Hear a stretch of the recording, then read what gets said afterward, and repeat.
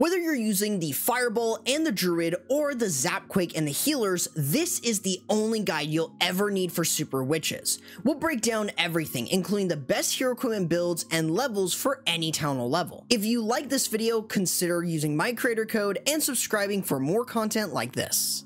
Now, Super Witches have been closely linked to the Fireball, so when you're running this, always equip your Warden with the Fireball and the Rage Gem, as these two offer the best synergy and the Warden won't need any additional active abilities like the Healing Tome or Eternal Tome. If the Rage Gem is low level though, switch to the Life Gem temporarily for its passive DPS boost. When using the Fireball, controlling its direction requires invisibility spells. 2 to 3 of them is usually enough, but 4 or more might be needed for a longer distance Fireball. Before sending in said Fireball, clear out defenses on the outer part of the base, which includes things like the cannons, archer towers, or mortars by using the Warden Walk or a defense targeting troop like a balloon. This will ensure that the Fireball has a clear path, but you do want to wait a few seconds after making defenses invisible to prevent the Fireball from targeting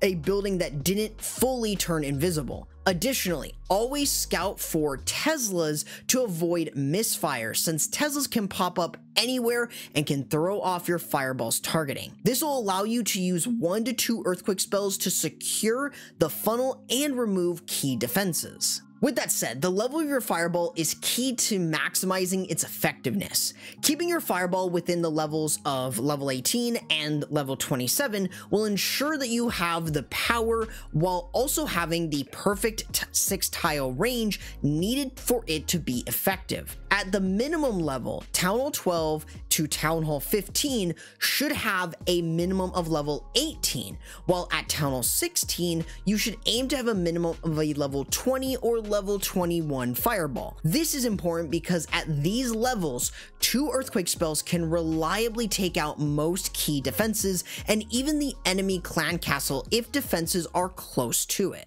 Now, if your Fireball isn't at a high level or you don't have the Fireball at all, you can switch to the Zapquake, which will let you run a more supportive Warden build with the Eternal Tome and the Rage Gem. This allows you to protect your Super Witches and keep them raged, which compensates for having fewer rage spells in your army. With that said, you want to use the Zapquake to create a funnel similar to that of the Fireball, where you're targeting key defenses on the inside of the base. Aim for defenses like the Inferno Towers, Scatter Shots, Monolith, Spell Towers, Ricochet Cannons, Multi-Archer Towers, or even the Eagle Artillery, depending on where they're placed and where you're sending in your Grand Warden.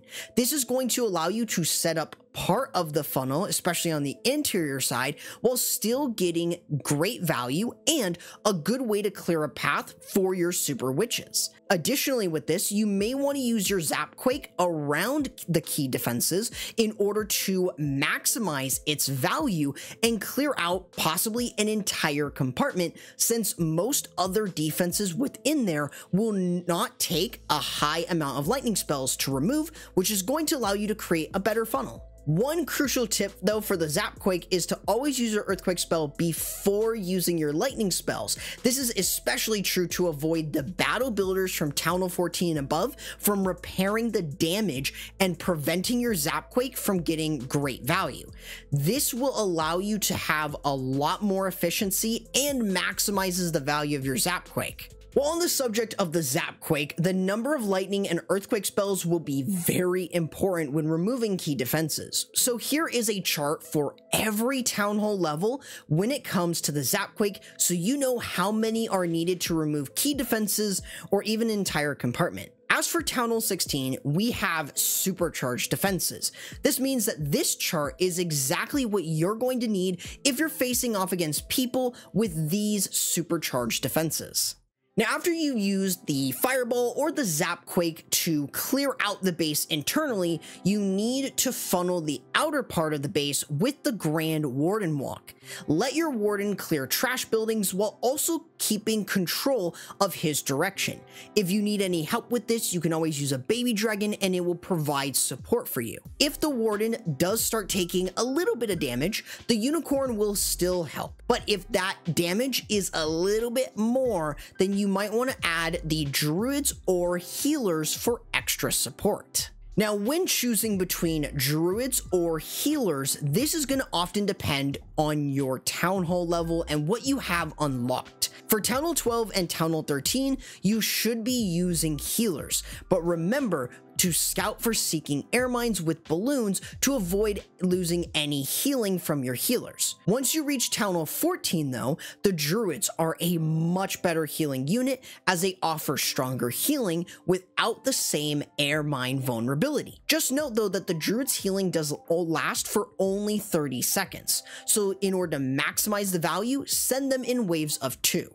Both units will benefit from the Warden's Rage Gem, which boosts their healing by 50%, making them even more effective in keeping your heroes and troops alive. This setup will ensure that your Warden Walk is strong, sets up a solid funnel, and allows you to start moving him in with your Super Witches for a powerful push. Before sending in your Super Witches, you need to cut off the other side of your funnel. The Siege Barrack in this case is perfect for this and should be deployed during your Warden Walk to ensure that your troops go in the right direction. If you do place it within range of outside defenses, or you plan on doing so, or even if there are Teslas that pop up nearby, you want to bring 2 giants so that way you can protect your Siege Barrack, allowing your troops to flow smoothly from it and set a funnel. However, once both sides of your funnel are set, you are ready to start your main attack with your Super Witches to smash through the base. Now, with that said, you need to make sure that you're luring the Grand Warden over, which is not super difficult because all you really need to do is use Super Witches or the Queen near or within his aura in order to pull him over so he can start offering them support. This way you can easily get into the base with a Super Wall Breaker while sending in additional support troops like the Ice Golems, Apprentice Warden, or even the Barbarian King, which you will need. Now, before diving deeper into the smash attack, both your king and queen will play crucial roles in this attack, considering their hero abilities either add a ton of damage or utility. For the Barbarian King, his best is going to be the newly buffed Earthquake Boots with the spiky ball for its high burst DPS and utility. But you can also run alternative options such as the Rage Vial and Earthquake Boots for those without any epics, or even running the Gauntlet with the Earthquake Boots if you have the Gauntlet as your sole epic. Likewise, the Queen should be running the Healer Puppets with the Magic Mirror for the huge DPS and increased survivability. However, you can also run the Invisibility spell with the Healer Puppets if you lack any epics on her, or you can run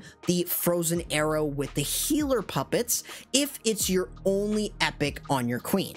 Now, regardless if you're using the Fireball or the Zapquake, you want to push into the base with an early rage spell, and if you're using Druids, make sure to use them in pairs to keep the healing active. As you reach the core of the base, you want to use your Barbarian King's Earthquake Boots to open up a large area for your troops and heroes to give them much needed breathing room as they smash defenses. If you're using the Eternal Tome instead of the Fireball, this is usually a good spot to activate it and protect all of your troops. This will also allow you to use your leftover rage spell on the back end with the Super Witches or with the Queen and her clones for extra DPS to finish off defenses inside the base.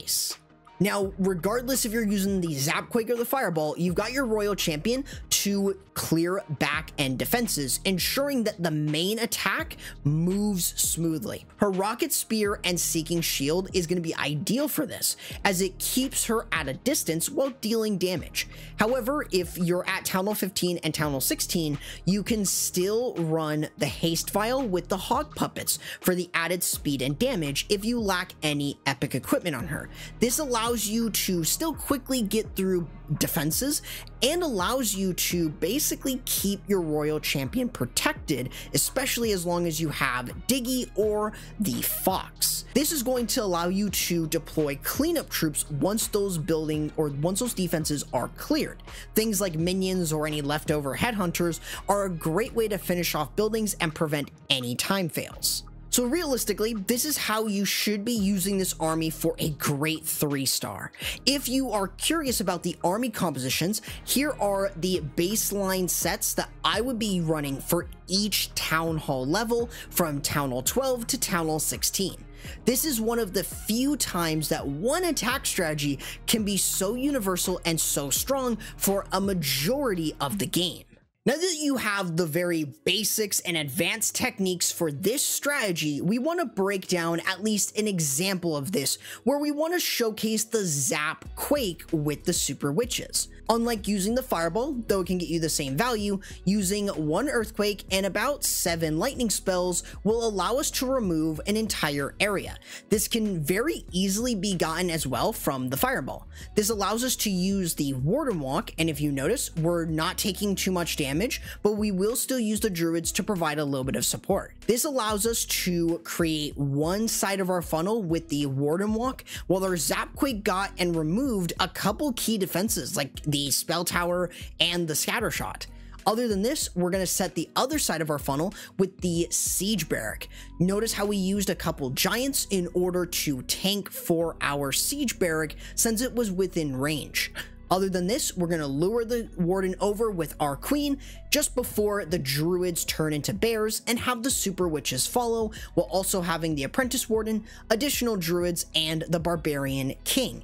We'll use a Super Wall Breaker in order to open up the base initially, and as we dive a little bit deeper, we're going to use a Rage spell. Additionally, we want to continue to sprinkle Druids in so we can keep the healing going. As we get into the core, we're going to use that Eternal Tome and the Giant Gauntlet with the Earthquake Boots in order to open the base and do a plethora of damage. This allows us to pretty much work all the way to the other side, clearing out multiple other key defenses like the Scatter Shot. Other than this, we can let our heroes and stuff do their own thing while we have the Royal Champion towards the bottom part of the base in order to deal with other leftover defenses on the back end, maybe even the enemy Barbarian King with the help of some headhunters, and with the Rocket Spear you can do plenty of damage even when she's within the Warden's aura. Other than this, you can get plenty of value clearing through. Just make sure though that you have some form of cleanup from things like minions or any leftover headhunters, and you could very easily 3-star with something like this. And notice how you don't necessarily need the Fireball for this strategy to be successful. This is why I wanted to show this replay for you, since you already know how this works with the Fireball. Now, if you're curious about the best hero equipment right now in the game, consider checking out my version 7 tier list right here for the best and worst hero equipment.